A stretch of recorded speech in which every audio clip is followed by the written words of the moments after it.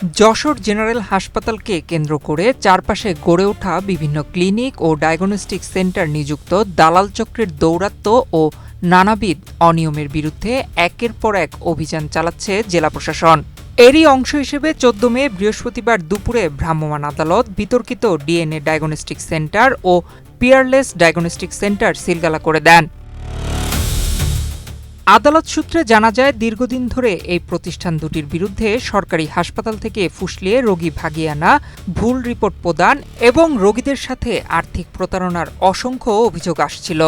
সম্প্রতি এক রোগী প্রতারণার শিকার হয়ে পুলিশের দ্বারস্থ হলে ডিএনএ ডায়াগনস্টিক কর্তৃপক্ষ টাকা ফেরত দিতে বাধ্য হয়।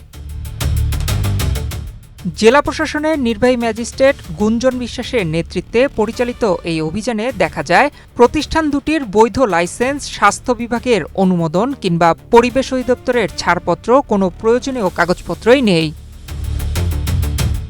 এই অপরাধে ম্যাজিস্ট্রেট তাৎক্ষণিকভাবে প্রতিষ্ঠান দুটি সিলগালা করে দেন। এরপর যশোর ডায়াগনস্টিক সেন্টারে অভিযান চালানো হয়।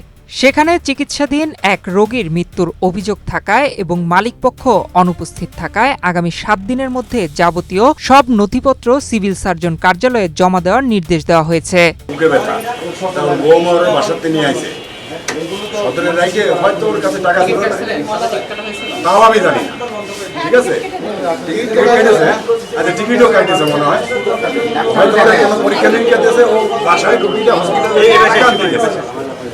টাকা আনতে যাও, আইসে দেখে রোগী মরে।